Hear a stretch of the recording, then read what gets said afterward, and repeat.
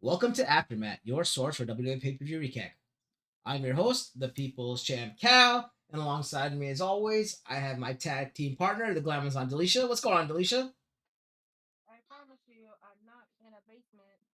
This little toddler kind of broke our lamp, so my lighting was a little off today. Uh, she's trying to get like into the hardcore business, uh, Basically. trying to be the 24/7 champion, and beat R-Truth's record. And this time with us, our probably usual Royal Rumble specialist, our stable member, Will O. Firefox. How are you doing, Will? I am doing wonderful. A little jet lagged, but I'm okay. I know you're live there. You're a live correspondent from the Royal Rumble. I hope you had a good time. I know it was your first time flying and all that, so it might have been a little nervy for you, but it all got taken away once you got to the Royal Rumble. Walk through those doors, see the ring, smell that beautiful WWE air, see actual crowd there for once. Well, not for once for WWE, but for other companies. Oh, Big Time says your volume is a little bit low, Delisha. If there's anything I you didn't could. want to interrupt Will's introduction. Okay. Is it better? Like, was I low? Was I too loud? You're a little bit low. You sound fine to me, but I guess maybe over on the stream it's not sounding because I hear you differently through Discord than they hear you on there. But yeah. So Will, how was it there? How was the atmosphere when you were there? It was a great atmosphere. I wish the crowd was a little more active with some of the spots in the rumbles and other matches, but it was a little more lively than it seemed on Peacock. I will Yeah, say that. I was thinking that too. Like it didn't seem as lively. I know a lot of tweets or whatever you want to call them, posts or whatever they call them nowadays. They were still very. They were kind of critiquing, saying like it's hey that what's wrong with the crowd? It's not very loud. But what you have to notice that like what you normally see for WWE pay-per-views or for most WWE pay-per-views and most Raws and Smackdowns, they're in an arena, right? So an arena's a lot smaller. It holds the sound better. But when you get to the bigger events such as like WrestleMania, Royal Rumble, and stuff like that, now that they're doing it in stadiums, it's hard to contain like how it's a dome, so it should be loud, but it's hard to get that like sound in there. So it does translate in football though for some reason. I guess just not this, or maybe the crowd wasn't as loud. I mean, you were there, so you probably know better. But like the difference between having it normal pay per views and these big pay per views is that a stadium doesn't hold the sound as well as an arena does because an arena is smaller and it's more enclosed. So that could be the difference. But I'm gonna go to the guest first. Well, without saying your rating for the night or anything. Going into the event, like I mean, if you weren't going to the event, like let's say you weren't there, like you're more excited because you're there. But how excited were you just for the Royal Rumble pay per view itself? And do you feel like it delivered for you? I was really excited for the Rumble because they didn't announce all the participants. Like at least 2/3 of each field were unknown going into this Rumble, and that's what I like because you never know who to expect. So going in, I was expecting a couple surprises, but there's some stuff that I'm happy about and some stuff that I'm really happy about that we can get to later on. Yeah. Delisha, how about yourself? Looking at the card, were you excited for the Royal Rumble? And did you feel like it delivered for you? The Royal Rumble is one of my favorite Baileys of the year, just because of that unknown factor. And with I think the men was a little bit more predictable on who we thought might win or might not, depending on how they went. Like the women was like well, I won't say it's a mystery, but I thought it would go one way and it went another. So I like the unexpectedness. I don't know how to do. Oh wait, I have no idea how to do modding on Twitch. Sorry, I'm trying to like get rid of this comment, but I don't know how to do it. Anyway, I don't know how to mod on Twitch. Anyway, who cares? For me, like Julie said, the Royal Rumble is one of my favorite WWE pay per views of the year, if not my favorite. Really do like Elimination Chamber and Money in the Bank a lot too. More so Money in the Bank, but I love Royal Rumble. The card wasn't really that exciting for me. Like Will said, I was excited that not many people were named for the Royal Rumble. I like how it was back in the day, like back in the day, like the 80s and 90s, where well, late 80s, I guess, and early 90s, where they didn't tell you who was in the Royal Rumble itself. I love that. Like that was the best part. Like you might know, like okay, maybe you'll know that Hulk Hogan's gonna be in it because he's like the biggest superstar there was back then. But other than that, you didn't know all about the smaller people who were in it. So that I love those times. The card itself, I wasn't really excited for. I really didn't really care to cover any of the matches. I was excited for some things that could possibly happen if they did or did not happen. That's one thing or another. But for me, I didn't think the Rumble was that good this year. I mean, I felt like I was very let down because I guess maybe I fell into a lot of the hype of what I saw. I don't try to look for spoilers or anything or any like revealing things or anything like that. But when you're scrolling through Twitter, mostly I talk about video games, sports, and wrestling. So I see a lot of wrestling things as I'm scrolling through my Twitter. And I keep saying Twitter. I know it's X, but I'm so used to calling it Twitter. Just like I still call it pay-per-views instead of PLEs. I just see like, oh, this person might be there. This person might be there. And I didn't want to fall into any of the hype or anything, but still, like you get kind of excited for like all these surprises. And I felt like there weren't that many surprises this year. I think only really one surprise, to be honest. There's only like one real surprise. I still didn't really know who that person was, but I kind of figured it out like within a little bit. But yeah, it was only like one really surprise. So the thing I love about the Royal Rumble is the surprises. And since I didn't really get that, I was kind of let down. But we'll get to that eventually. So we'll go ahead and get started with the first event, which is the Women's Royal Rumble. And I believe Will is covering this, and he'll give us the stats as well. Yes, I am. So the Women's Royal Rumble actually began with Natalia making her being the first entrant, and our second entrant was the first surprise of the night. It's the in-ring return of Naomi coming back to WWE from her TNA stint as her real name Trinity, and I do like the fact that because I was at the arena, I rewatched it. I like that they mentioned that TNA and everything thing. So the crowd was hyped up for Naomi. Naomi literally took it in and everything, and I believe she was crying in the ring. But the bell rings and the match begins, and as the match is continuing, Bayley comes in at number 3, then we get Candice LeRae in at number 4, and number 5 is our second surprise of the evening, which I don't think we had any rumors of this.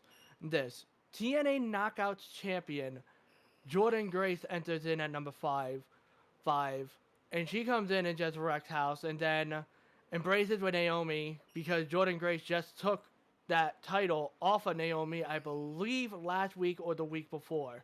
I know it was recent.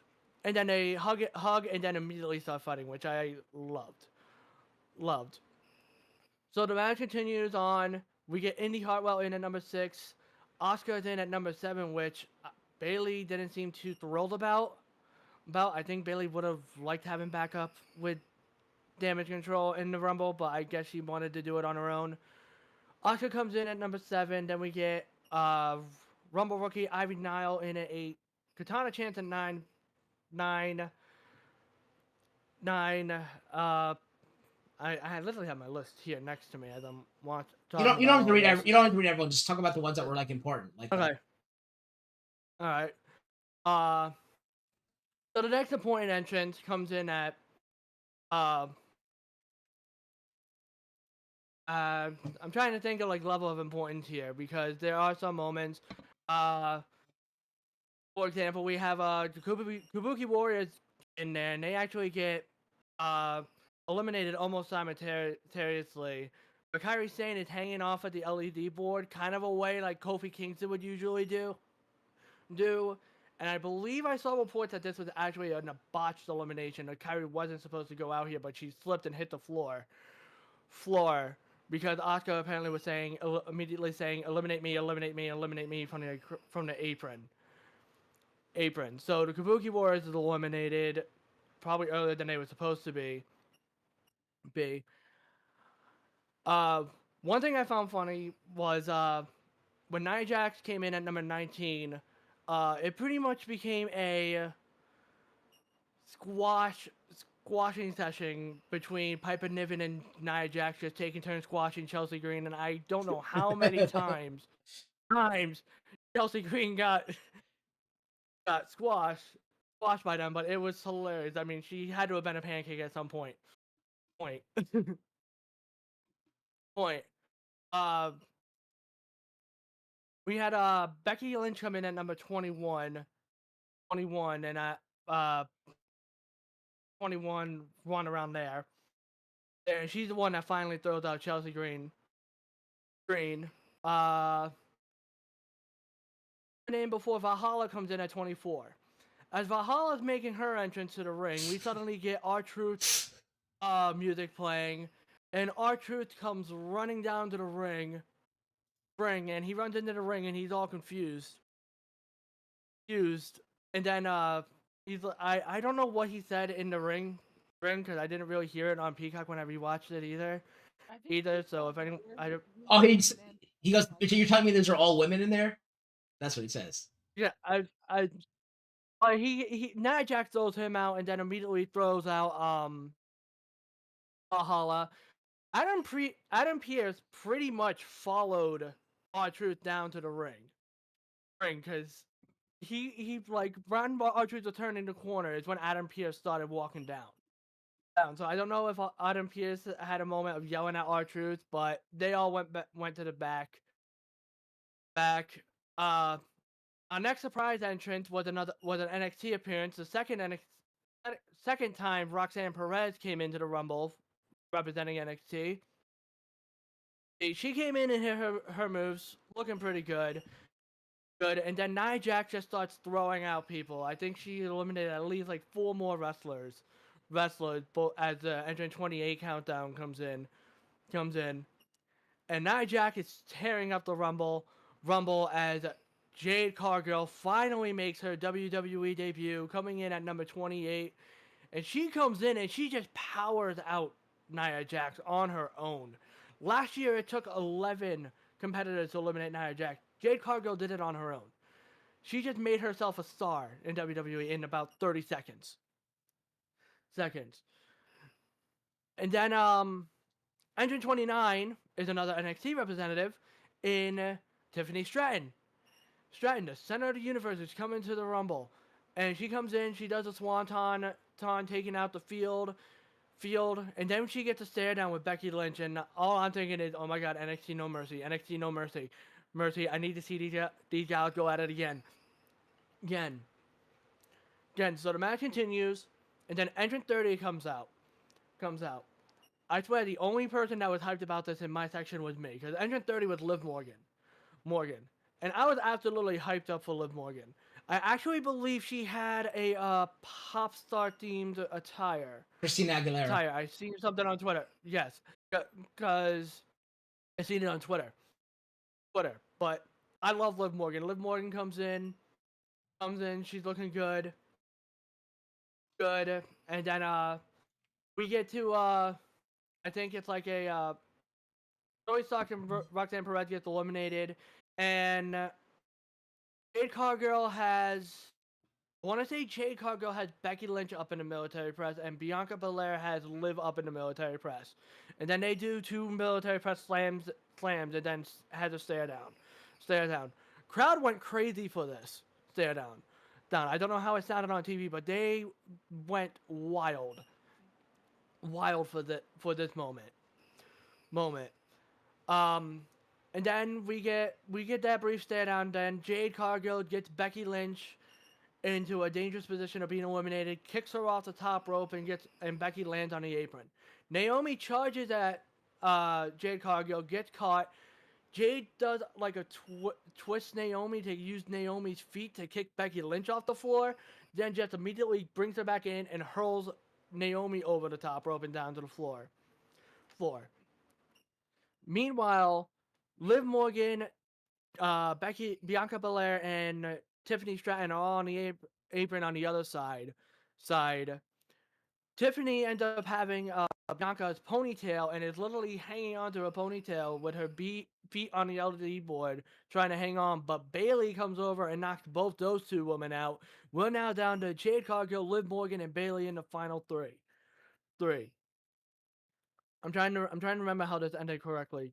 I believe Jade Cargill threw Bayley over first, then threw Liv Morgan over when Liv went for an Oblivion, but both of them landed on the apron. Bayley and Liv together pulled Jade Cargill over the top rope. Jade tries to skin the cat back in, but Liv and Bayley prevent it, and they fight on the apron. Bayley is sent to the corner. Jade is sent by Liv into Bayley, and then I believe Liv went for an Oblivion on the apron to send Jade Cargill out, but Bayley immediately kicked Liv off the apron before Liv could recover from the Oblivion and elimination of Jade Cargill, and we end up with Bayley winning the Royal Rumble, being the second woman to win it from number 3. Do you want me to provide the stats for the Rumble now, or after we get? Okay. So some important stats for the women's aspect of this. Nia Jax scores 8 eliminations on her own, tying Shayna Baszler and Bianca Belair. She also has 20 eliminations overall. And Bayley sets a time record for a woman's appearance in a single Rumble at 1 hour, 3 minutes, and 1 second. And Bianca Belair has the most accumulated time of a woman in the Royal Rumble match at 3 hours, 5 minutes, and 39 seconds. If there's any other stats that people want to know, you can just ask me, and I'll post in the comments, because I could literally talk for hours on these stats. All right, so Delisha, I'll go to you first. What'd you think of the Rumble and like the eventual winner and stuff? Yeah, I love this Rumble. I was like into it from number 1 to number 30. I legit got emotional when Naomi came out because she was emotional, probably. Then again, even I actually watched the Women's Royal Rumble twice because Joe watched it last night and I watched it again and was still entertained. They really had some really great moments. It was great to see Jade finally make her like in ring debut. After just seeing her like come out and sit somewhere. Chelsea Green was great. That R2 segment. I've watched it a couple of times on social media, and that man is he's too good. He's we don't deserve him. I thought, well, Bayley was a contender for who I thought might win, but I thought it might have been Becky. But I guess it could make sense that she goes on to Elimination Chamber. But I'm very proud of Bayley. She deserves it. She's been putting in the work for Jesus, what, 10 years that she's been with WWE, or 8 or something like that. And so I'm happy for her, and I'm actually, I mean, they might swerve us and actually not give us Bayley Io, but that's what we all want, so I kind of want to see it. Yeah, I was actually happy to see Bayley, and I actually predicted her to win, even though I didn't want her to win. I swear I predicted to win the Royal Rumble, and I think what's gonna happen is like the Damage Control's gonna be like, I can't wait till you face Rhea Ripley at WrestleMania for the championship. They're gonna keep pushing it and pushing it and pushing it and pushing it and pushing it, pushing it and pushing it, and then finally Bayley's gonna have like a falling out and go crazy and be like, listen, I never said who I was gonna face. You know, I feel like I could probably beat you instead, and like that's what's gonna break up Damage Control and Bayley. but I think it's gonna be them trying to push her to go against Rhea Ripley, and she's not gonna declare who she's going against until maybe a month or whatever before WrestleMania. But yeah, I think the only surprise for me was actually Jordan Grace that Will mentioned earlier. I didn't really know who that was until they said like, oh, TNA champion. Then I knew because I know that she beat Naomi a week before, like Will was saying. But yeah, like everyone else was pretty much I expected in there. Obviously, people expected Sasha Banks. People expected AJ Lee, and like them not coming out didn't really take away from the Women's Royal Rumble because I thought the Women's Royal Rumble was very good. I really enjoyed it, and like I think Tiffany Stratton stole the show. I think she was amazing. I don't know much about her. I don't really watch NXT. I said the few times I look over the screen, she's like working on a farm. I guess because she lost a bet to somebody else. But yeah, so she really impressed me. She was I think the best thing about the Women's Royal Rumble, as well as Jade Cargill. Like Will said, in the few minutes that she was in the ring, she made her name known. I mean, her name was out there already, but she showed that she can put she could what do you call it? Put her money where the mouth is or whatever. Like back up what was said about her. She really impressed me there. There weren't any really crazy moments. I think Kairi Sane's moment was supposed to be the Spider-Man like sticking to the wall kind of moment, but she slipped. I knew what she was trying to do, but as soon as she slipped, like I knew that was it for her. I think that was supposed to be like the Kofi Kingston moment of the match, but it didn't really happen. Other than that, there wasn't really anything I really enjoyed besides, like I said, Tiffany Stratton, Jade Cargill. Obviously, Liv Morgan coming back because I love Liv Morgan. I want to see Zelina Vega win the whole thing because I love Zelina, but unfortunately, she's a little girl. I miss her. She's tiny, and I wish she could win. But you know what? Big E says he wants to have a big bulbous men's Royal Rumble. Why can't we have a tiny little women's Royal Rumble and have people like Roxanne Perez and Alexa Bliss and Zelina Vega, like these short little women going to a Rumble as well? That'd be great to see. But it was fun. I really, really liked the Women's Royal Rumble. That was maybe my favorite thing of the evening, the Women's Royal Rumble. I really enjoyed it. Best Women's Rumble of all time. Outside of the first Rumble, the Women's Rumble, because that's just gonna hold a special place in my heart because it was the very first one. This one might be my favorite. Yeah, I was at the first Women's Rumble. That was okay. I mean, that was good. I did enjoy, the fact that it's cool that Ronda Rousey came out at the end and Asuka won because we were like a lot of us were all behind Asuka. That that thing. Especially in hindsight, because Ronda did nothing to move the business forward. No, it just was special because it was like the very first one, and they got to main event the PLE, so that's why it holds and because it gave some of the women who were just maybe 2 or 3 years before the Women's Revolution who could have had those type of shots while they were there, they got their little moment. So that's why that one was special to me. But Right. This one, as far as pure Rumble, it's my favorite. Yeah, it was. I really enjoyed it. I have nothing bad to say about the Women's Royal Rumble. We did not need a Sasha Banks. We didn't need any of that kind of stuff. It was very well done, and I had a great time watching it. And people in the chat pretty much agreed too. They thought they enjoyed it. A big time says that Chelsea Green was MVP of the Royal Rumble. Sky was saying that I think he's talking about the R-Truth segment was the best segment of the night.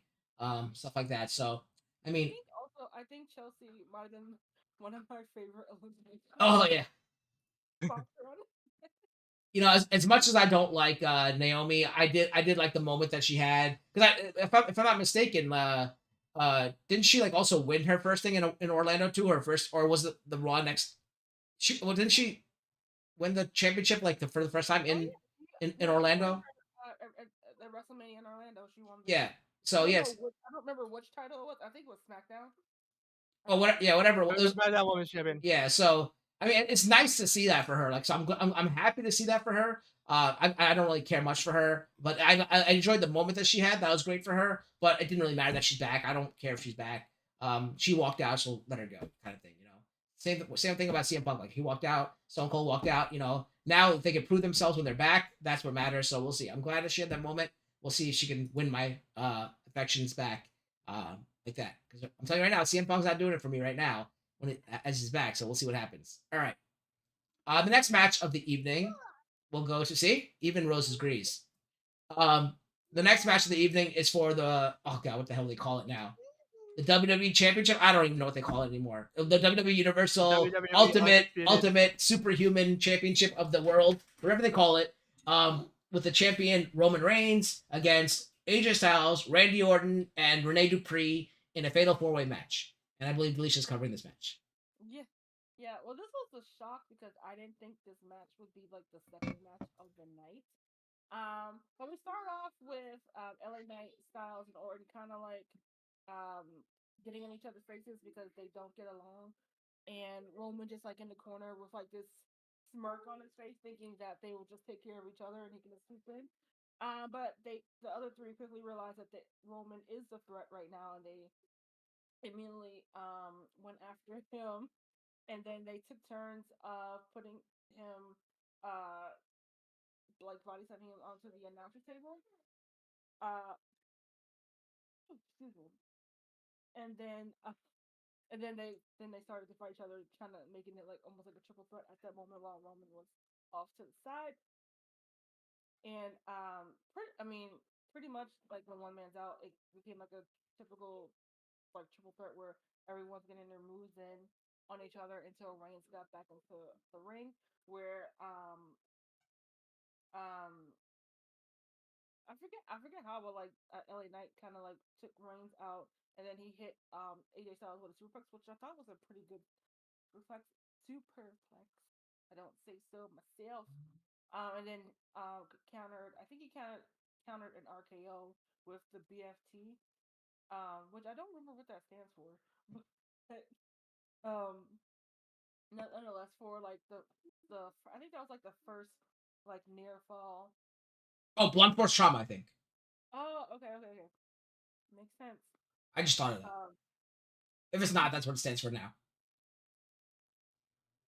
That is uh, what it stands for. I'm just trying to stay muted. Oh, haha. Sorry, nobody liked Rene Dupree anyway, so no one knows the name of this move. and then Styles will come in, hitting. I believe he hit Reigns with the Styles Clash, and legit almost got the win, but LA Knight came in to break it up. And then honestly, Roman was kind of a I don't want to say non-factor, but that's the best word I can think of right now. As he kind of got like pushed to the side, as it was really between Styles, Knight, and Orton. Um, he did try to RKO Orton, but he reversed that with an RKO. I don't know if you count that one as out of. I guess you would count that one out of as an out of nowhere RKO. I don't know. I think it's overused at this point. The out of nowhere part. Can I interrupt for 1 second?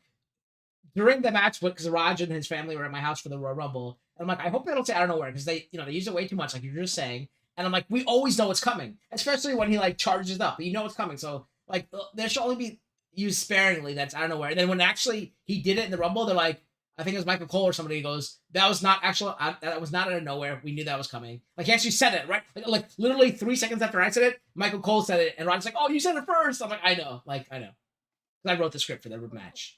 Anyway, go ahead. Sorry. And RKO could have gotten a win, but if it wasn't for those nagging kid of Solo Sikoa coming in, dragging the referee out the ring, which is basically what he does now. Pretty much that's his role, is just to save Roman.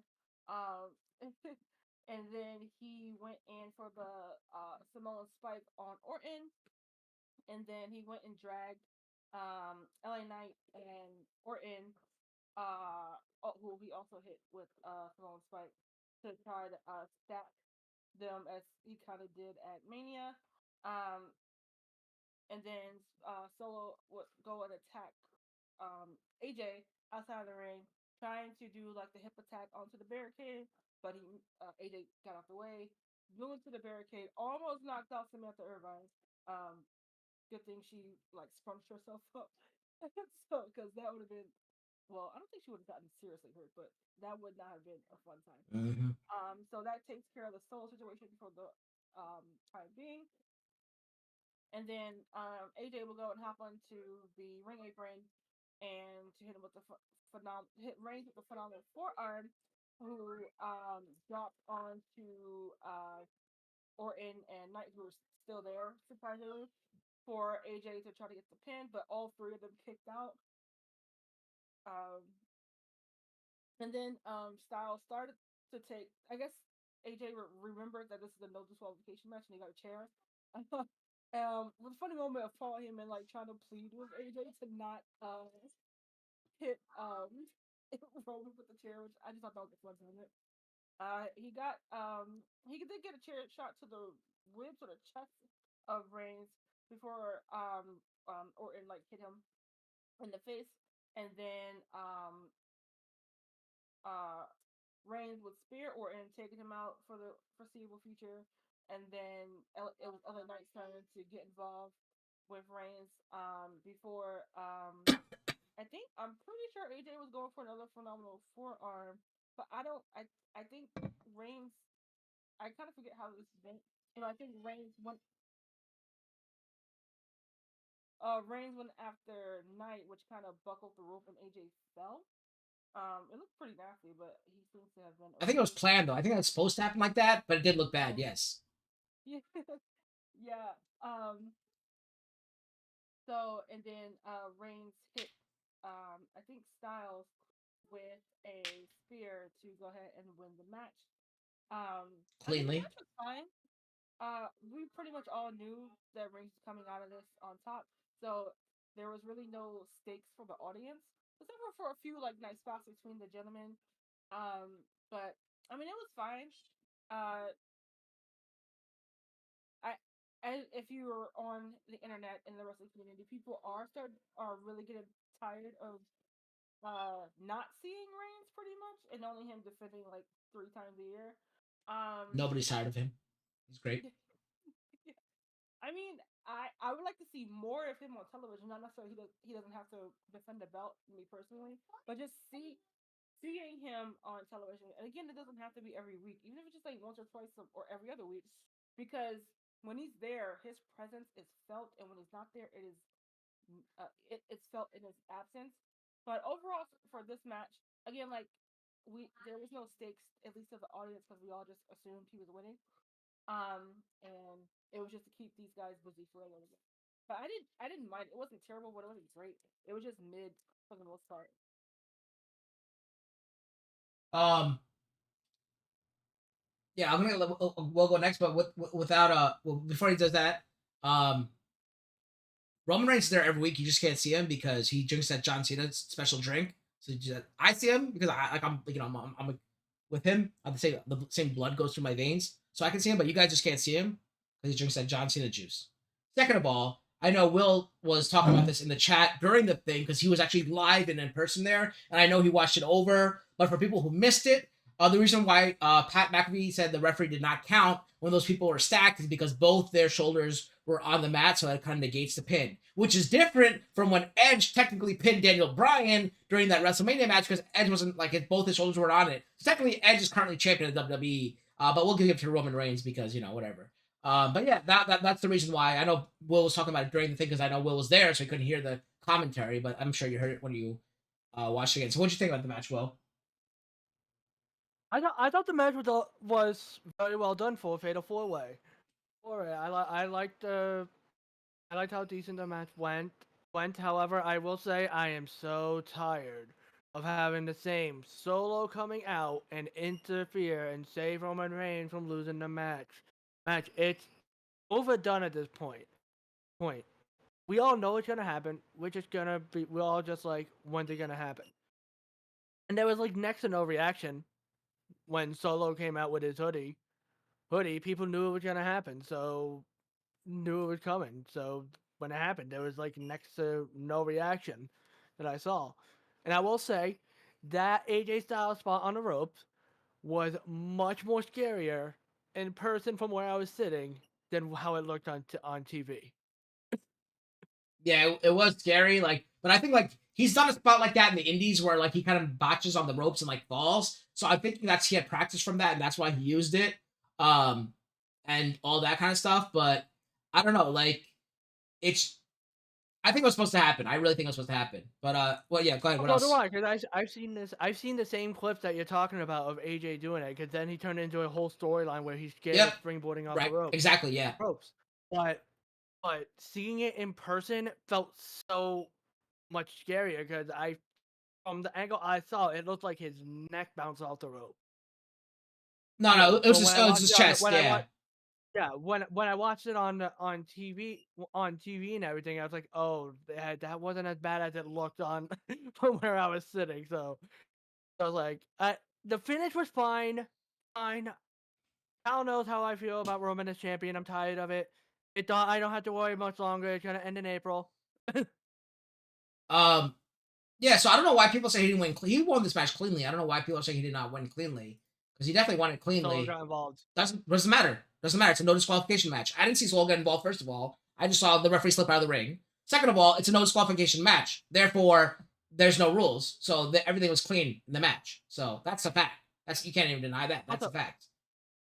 With that same factor, where was the OC? Where was Luke Gallows and Carl Anderson? That's not my fault. That's not Roman's fault. I spoke to Roman. I'm like, listen, Roman, I'm not gonna come out. You don't need my help. You can win anything cleanly. He's like, don't worry, I got this. And he took care of it. He took care of business. So see, even Rose knows. Rose is looking in. She knows what I'm talking about.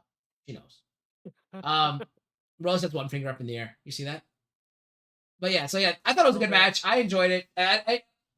This is the only match I was looking forward to. But of course, Rene Dupree ruined it. The fact that he walked out of the match is a disappointment. I'm disgusted by it. Hopefully he's off the picture of the main card and anything on the cards. I'm just sick of him. Nobody really likes him. He's boring. That's about it. More of Roman Reigns, or more or less of Roman Reigns, whatever. I think Orton got hurt. He was holding his shoulder towards the end, so I don't know about what's going on with him. But it's a shame because a lot of people got hurt at Royal Rumble. That's what kind of sucks. Yeah, let's keep this run going until next Royal Rumble with Roman Reigns. All right, let's go to the next match, which is for the United States Championship, featuring the United States Champion Logan Paul against Kevin Owens. I believe Delicia's covering this one as well. Yep. So the prize fighter Owens versus the I don't know what they call him. Anyway, it started off with Logan trying to give like a little cheeky handshake of sportsmanship, which they've been anything but to each other in the weeks leading up to this match. But Owens didn't fall for it and so he just started punching right away and then giving him a suplex. And then Logan would go and start targeting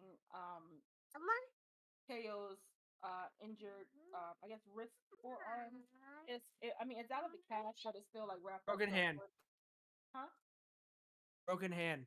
Hand. They're all related. See how all these people cheat? They can't be like Roman and win cleanly. They all got to cheat to win, like Kevin Owens and Rene Dupree and all those people. Okay, go ahead. So Logan he leaned more into his like athleticism and quickness. And I guess you could say like he has amateur combat, I guess, boxing experience. Professional.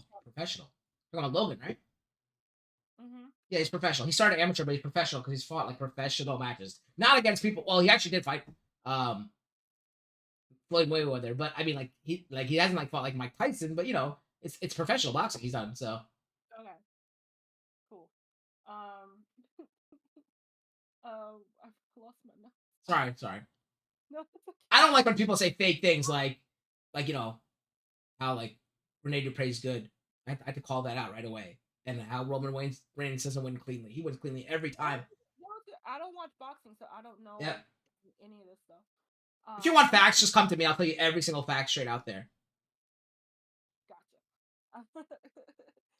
But it didn't matter what Logan was trying to hit him with. Kevin Owens kept coming back and back, as he's actually known to do throughout pretty much all his matches.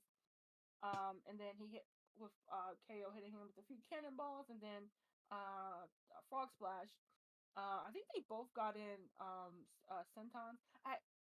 Small gripe. I hate it when they call it the Swanton Bomb. I was like, no, that is only for Jeff Hardy. Just like the 619 is only for Rey Mysterio. Anyone else, you call it by his actual wrestling. Well, name. Dominic too, I think, because he's from area code 619 as well. Sorry, Dominic. Yeah. Nick and Dom. But then, like, when people steal each other's moves, like when Stone Cold is a stunner, and then now Kevin Owens is a stunner, or when The Rock used to stun Stone Cold, aren't they stealing people? So isn't that paying homage to the person because you're stealing their move? I think Swanton, particularly, they just say it all the time. Well, no one likes Jeff Hardy, so I don't think everyone knows he's in the WWE at all. So Hey, like, excuse me. nobody I'm knows a who Jeff. genuine Jeff Hardy fan here. Nobody knows who Jeff Hardy is. So I guess they could just use the Swanton because Rose is about to do the Swanton to me right now. Here it comes.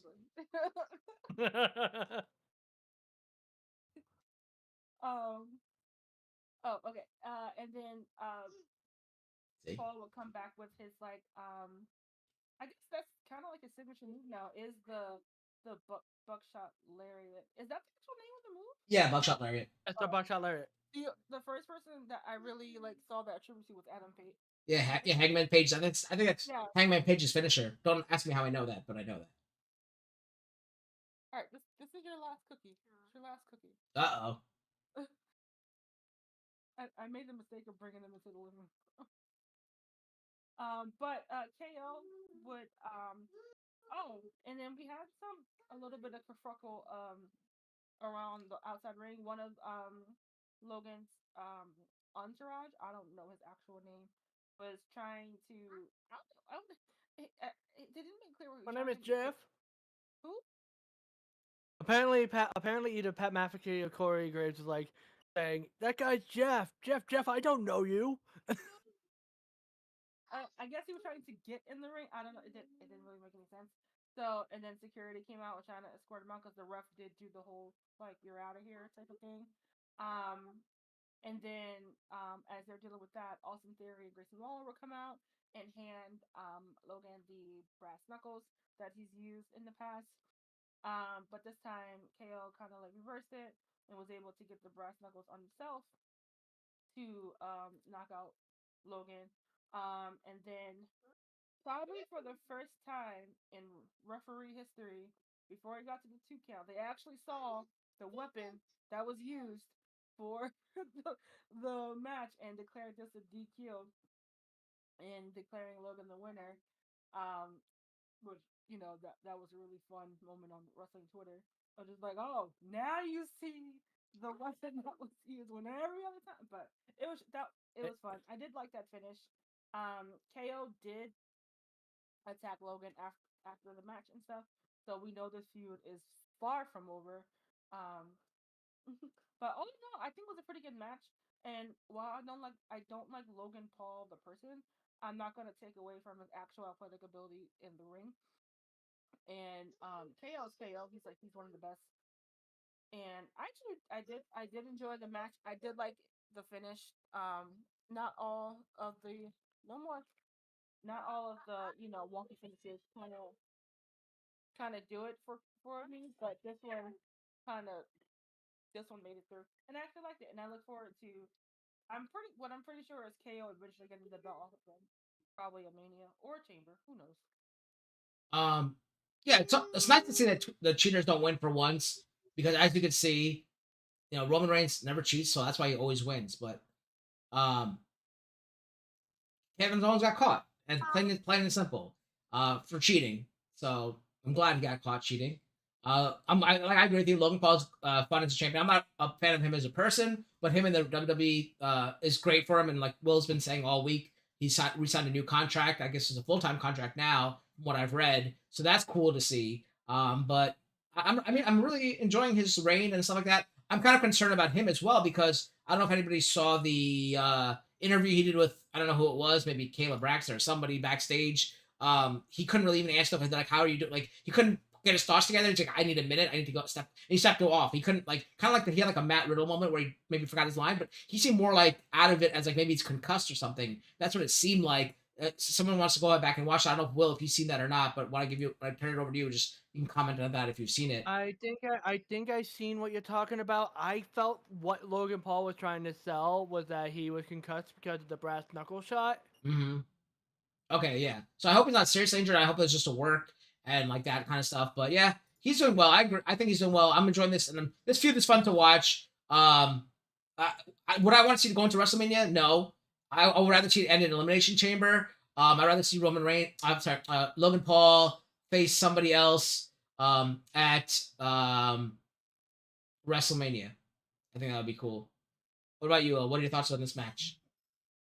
I thought this match was good. I was confused on the finish when I was watching from the crowd because I didn't see, like, I mean, I knew Logan was handed brass knuckles because I saw Austin Theory at the ringside, so I assumed that. But I couldn't tell that Kevin Owens took them from Logan, so I was honestly genuinely confused about the finish of the match watching from the crowd, but it was an okay finish. I kind of like it because it's the story can be continued on from this, and we can have them fight at the Elimination Chamber. And I do agree. I think we need something else for WrestleMania. I say give us a multi-man ladder match for the U.S. title. That'd be cool. I'd enjoy watching that. All right. Any other thoughts on this match before we move on? No. Although Right. I do like the idea of Logan Paul, Grayson Waller, and Austin Theory becoming a stable. That would be cool too. Yeah, I wouldn't mind seeing that. I mean, I'm not really a fan of Grayson Waller. Austin Theory's okay, but I don't know. All right. The final match of the evening, there's only 4 for the Royal Rumble this year, is the men's Royal Rumble. And I will just go through the kind of like the main points. Jey Uso was the first person. Jimmy Uso, I was like, as soon as Jey Uso came out, I'm like, to Raj, and I'm like, oh, imagine Jimmy Uso the second, and Jimmy Uso happened to be second. So, kind of maybe foreboding their WrestleMania match possibly. But once I saw them in the ring together, I had no desire to see them in the waste a match of them on them in WrestleMania, because I don't know why he didn't call main event Jey Uso besides the 2 times he's probably main evented. And I don't consider his tag team matches I mean, they are main events, but he's not main event Jey Uso's there. He's an Uso. He's the Usos at that point. I don't think he's main evented matches besides the 2 matches against Roman Reigns, I think. Maybe 3. But that's more so because of Roman Reigns, not him. So I don't really like the nickname main event Jey Uso for him. I don't really see him as a main eventer. He's just a tag team wrestler in my eyes. The first notable appearance after that was Andrade returning from AEW. This was already like pretty much all over like Twitter and the wrestling internet community. Then Carmelo Hayes from NXT came out. Next notable person is probably Cody Rhodes at 15. We had some stables come out before that, with like the Pride, I guess they're called now, and whatever the other the Karrion Kross group is called. I have no idea. Some of Judgment Day also came out as well. So a lot of Final Testament. What? Karrion Kross's group is called Final Testament. Okay, thank you. Final Testament, yeah. So it's basically all these different, and LWO, whatever. Not actually, Santos is not LWO anymore, right? But whatever. A lot of, what do you call them? Stables came out in between. But yeah, Andrade was the first notable person. NXT, they still list Carmelo Hayes as NXT, but I pretty much think he's the main roster.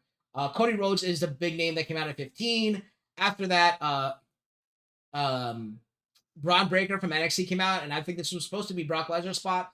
Braun Breaker was kind of like the highlight of the men's Royal Rumble. He did some crazy stuff, threw some big guys out, had some really nice spears and stuff. That was cool.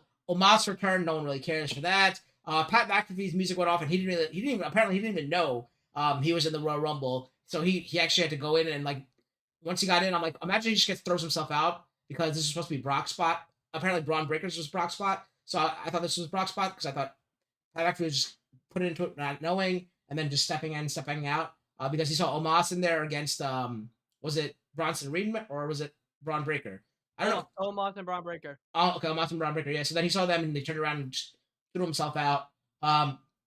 Then later on, R-Truth came out. This is another notable part because R-Truth came out and waited outside the ring for a tag from Dominic Mysterio, or Tom and Nick Mysterio. Not sure which one it was. And he got their tag, and he was the first ever man to be tagged into the Royal Rumble. That was cool to see. At number 27, CM Punk came out.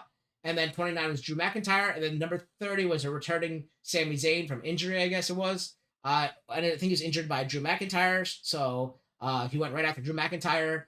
There was no cool Kofi moment this year. So that was kind of a shame because that's the thing I look forward to the most in Royal Rumbles, or a cool Ricochet moment. I mean, the way he was thrown out was kind of cool, but I mean, it wasn't that cool. I wanted to do something really cool in the ring like he did last year with Logan Paul. That was awesome. But there wasn't really a highlight in the match. Like I wasn't like awed. There's nothing awed me in this besides R-Truth's tag in. That was fun. Nothing else was really cool in the match. Eventually, it came out to the final 4 of CM Punk, Cody Rhodes, Drew McIntyre and Gunther. And then I believe Drew McIntyre was thrown out next, and then came out Gunther, so left Cody Rhodes against CM Punk, the two men who were face to face on the Raw previous to the Royal Rumble. And they wrestled for a good, I don't know, like 10 minutes or so, 7 to 10 minutes. It's trying to do each other's finishing, trying to do their own finishing moves to each other, but they kept countering out of it. Eventually, Punk hit a pedigree. I think Coach finally hit a crossroads. CM Punk might have hit a GTS, but they were both tired and laying on the ground. And I forgot how Cody Rhodes threw Punk out, but Cody Rhodes threw Punk out somehow. I forgot. I'm sure Will knows the exact details. Then I was just disgusted because I saw that on the Twitter chat with Big Time. It said, "Oh, Cody won," and I didn't even know that because I was still watching the match going on. And when I saw that, I turned around and then it was Cody won. So I didn't even see how he eliminated CM Punk, to be honest. I know Punk, I think, is injured too. He hurt his tricep, so that's another thing. Maybe CM Punk was supposed to win the match, but then he hurt his tricep, so they felt bad. They just gave it to Cody. That's probably what I'd like to think happened because nobody wants to see Cody win. Nobody cares about Cody. Nobody likes Cody. But yeah, that's what happens. So let's go to Will for the facts. So facts for this Rumble. The longest time in this Rumble was Jey Uso at 50 minutes and 50. I got 50 minutes and 54 seconds, but according to Wikipedia, it was 55 seconds. I might be a second off. Or Wikipedia might be a second off. Cody Rhodes and Braun Breaker both scored the most eliminations with 4 apiece, and JD McDonough was actually only in the ring for 3 seconds. One more thing. It was Braun Breaker was actually replaced Brock Lesnar. That's been confirmed because Braun Breaker eliminated everyone that Brock was supposed to eliminate. Pat McAfee was apparently supposed to go in and be stuck facing Omos and Brock Lesnar in the ring, and that's when he would run out and eliminate himself. And apparently Dominic Mysterio was supposed to eliminate Brock Lesnar, which I don't think that would have actually happened. I'm sorry, I don't see Dom eliminating Brock. But Braun, outstanding performance in the Rumble. I found it interesting that Damian Priest immediately came in and took out R-Truth and tossed him out. So I guess Damian is finally done with R-Truth's games. The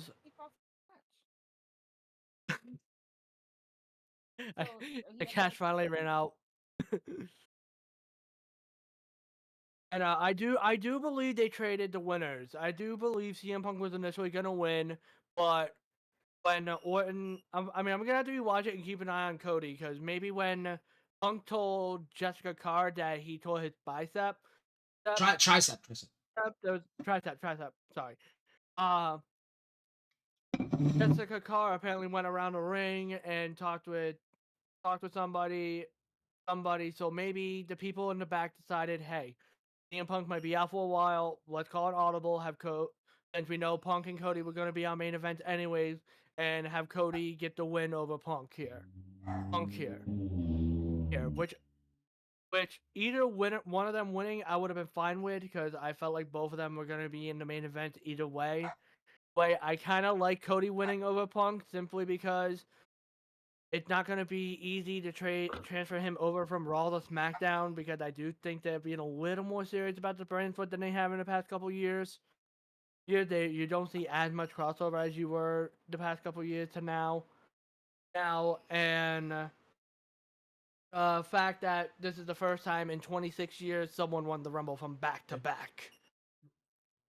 Yeah, Sky said Dirty Dom would have won to impress mommy. Yeah, I picked Gunther to win. I really thought Gunther would win. It'd be really cool to see him win. I wanted CM Punk to win, but unfortunately he did not. Or I would have had, I don't know who else I would have cared to see win besides maybe R-Truth I would have loved, or Miz to win, but obviously that's not going to happen. That would have been fun to see as well. But yeah, I really wanted CM Punk to win, but I picked Gunther to win because I thought he'd be the most logical person to win. Felicia, your thoughts for the Men's Royal Rumble before we wrap it up? Yeah, I thought the Men's Rumble was fun. Of course, R2 stole the show with his shenanigans. I like Cody winning. I didn't. I mean, I saw it going either way, so I was prepared for either outcome. Uh, and uh, I'm just hoping that he actually does get to finish the story. because at this point it's comical.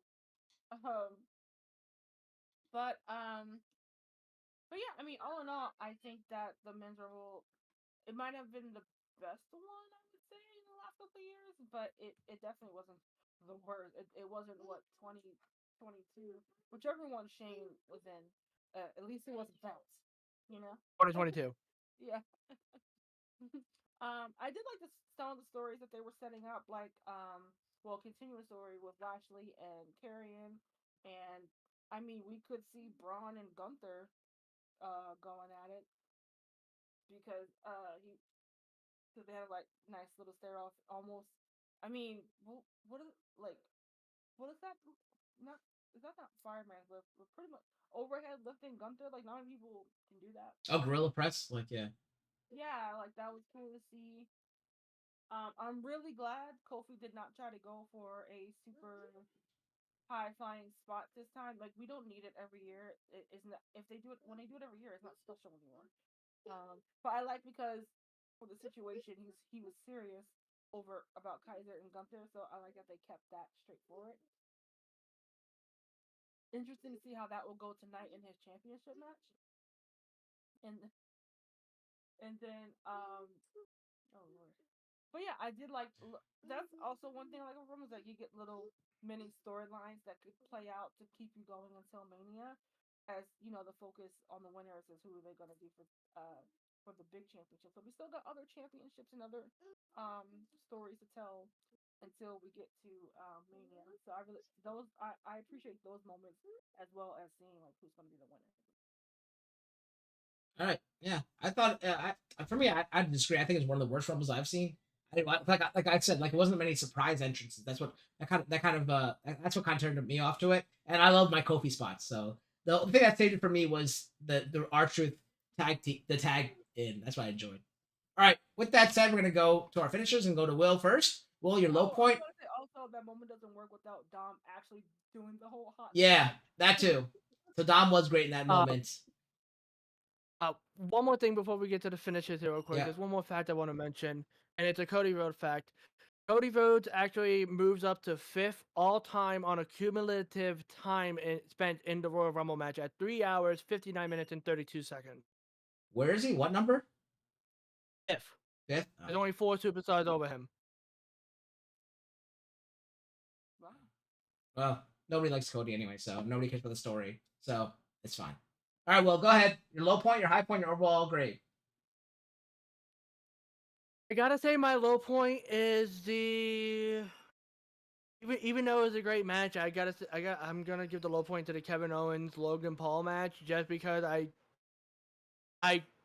didn't feel like I understood the finish and the crowd, so that will be my low point for me because I was lost at the finish from the seats. My high point is the Women's Rumble, best Women's Rumble all time, no questions asked. Asked. The talent was great.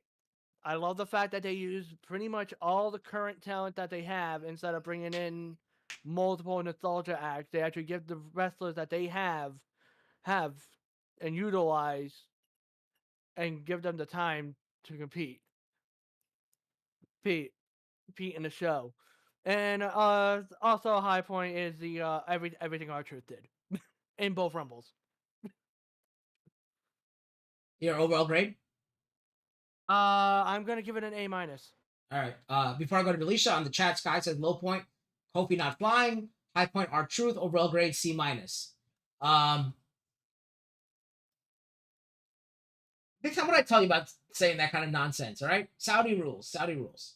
Delisha, go ahead. Low point, high point, and overall grade. My low point is probably gonna be the Roman match. Just because it just wasn't that exciting and pretty much by the numbers predictable. High point is the Rumble and more specifically Bailey winning and getting the flowers that she deserved on that front. And overall grade, I am also going to give it an A minus because I honestly really enjoyed the whole pay per view. It like I said, there was like some low moments, especially with the 2 minute matches. But or maybe I should give the high points to Triple H for making this like very tight and not giving us like 5 matches in between the Rumble. I really appreciated him like really like scaling back some of these pay-per-views to where we're not being so not being indulted with so many matches being like 5 minutes. Now we get to actually see like wrestling. But yeah, A- for the show. I really enjoyed it. I'm excited for the upcoming shows to come. All right. For me, the low point was the men's Royal Rumble. I thought it was awful. Nothing really exciting that happened in it. The winner was awful. Even if, I think even if CM Punk, who I wanted to win, won, I think it still wasn't that good. Like I like the surprises. I didn't get any surprises this year, so I wasn't happy with that. Um, and like no Kofi moment. R-Truth saved that Rumble, in my opinion. I think that was the only good moment in the Royal Rumble. My high point was Women's Royal Rumble. I think that was one of the best, if not the best, Women's Royal Rumble we had in a long time. They did very well. Tiffany Stratton, like I said, stole the show. Chelsea Green moment was funny too. Having TNA champion, knockout champion come in, that was amazing. So I thought the women's Royal Rumble was probably one of the best things we've had this year. I think it's the only thing we've had this year, but still, it's the best thing we've had this year until the next best thing comes out. But yeah, that was great. I really loved that. That's the only reason why I'm not probably giving this pay per view like a D. I'd probably give it a C. I'm overrated to me a C. So because everything was pretty much like everything was blah, and the men's Royal Rumble brought it down to like an F. Then the women's Royal Rumble brought it back up to a C. So I'm gonna give it a C for an overall grade. I just wasn't really happy. I love the Royal Rumble, like Alicia says. The storylines that built to go to WrestleMania, we didn't really get that much. Like, some of the smaller ones we did, but we didn't really get that as much, and we didn't get surprised. So I thought that takes a lot away from the event of the Royal Rumble itself. That's why I feel I give it such a low grade. All right. With that said, I guess we can only go up from here unless Fastlane is next, and we get that terrible Fastlane that gives me an F again. But with that said, we're gonna go to our guest Will. Thank you for joining us today. Where can we find you? I know you're coming back to streaming, or you have pretty much come back to streaming, and you're gonna be streaming again. So let us know where we can find you. Thank you for having me here. You can actually catch me live on YouTube and Twitch at Will of Firefox. I will be actually live streaming some more Persona 5 in about an hour. If you just don't want to catch me on my streams, you can also catch me on Twitter at the same name. Yeah, all his information's in the description below, so make sure you check him out. I know Sky's a big fan of Persona 5 as well, so maybe he'll be there to give you some tips. I know you've been playing through that for a while now, but Alicia, what about you? Where can we find you, and what have you been up to? Yeah, you can find me at Delisha Renee TV on YouTube and Instagram. I've taken a break for some mental and physical reasons these last couple of months, but I think I'll have a video sometime in February, or maybe at the end of February or beginning of March, just kind of like explaining like what's been going on and why I haven't been like posting and stuff like that. And then from there we'll start to get back into the rhythm of like creating content. Yep. As for me, I won't be streaming any games right now. I know Final Fantasy VII Rebirth is coming out, but like I kind of want to play that straight through instead of streaming it like only a chapter at a time, like over the course of like 3 days, and then have to wait over the weekend to play it again for you guys. So I'll probably play that through. But if there's another Genshin Summon session, I'll probably go do that on a live stream. But other than that, the next time you'll see us here on AfterMat is for the Elimination Chamber. The actual pay-per-view is on February 24th, the Saturday. Kind of Friday for us in a way, because it's gonna be at 5:30 or something, or 5 o'clock in the morning. So please do not spoil anything for any of us here. We're probably gonna wake up and then watch it later. So I'm gonna try to avoid seeing it on Twitter. But we'll be there live on Aftermat at probably 6 o'clock. That's apparently the time that works best for myself and Delisha from now on, because we're trying to finish before Monday Night Raw starts to get to watch that. So on February 26th, Monday, 6 o'clock p.m. And we want to thank all you guys for joining us through all these aftermaths we've had. It's our first one of the new year. So happy New Year, all you guys, for seeing us and joining us and returning for all this. And just like, as we have Will on the show, you guys are always welcome to join us for your favorite pay-per-view. And we do have the end of the year wrap up with WrestleMania, our season finale show, as well as our AfterMat awards show special. So if you want to join us for that, just hit us up. And thank you for joining us for all this time and all this, we're coming up on like 7 or 8 years now for this show. So I know you guys have struggled and bared through all of Delicia's terrible takes and all that kind of stuff. And I know you love whatever I say and you live by it because, it's always the truth. So until then, guys, keep being a champion of your dreams and slam those haters. We'll see you next time.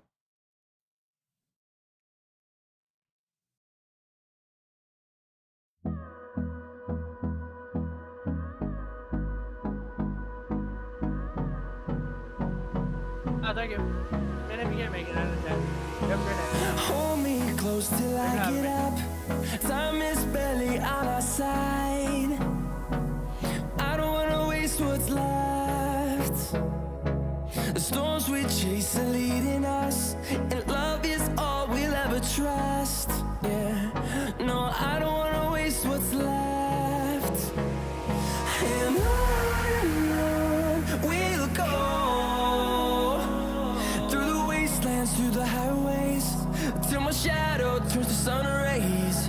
And on we'll go, through the wastelands, through the highways, and on we'll go.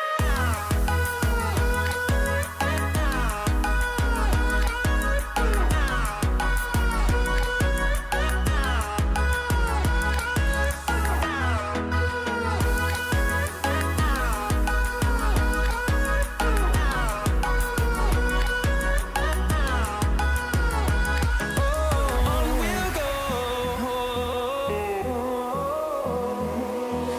finding life along the way, melodies we haven't played. No, I don't want no rest, echoing around these walls, fighting to create a song. I don't wanna miss a beat. And on we'll go, through the wastelands, through the highways, till my shadow turns to sun rays. And on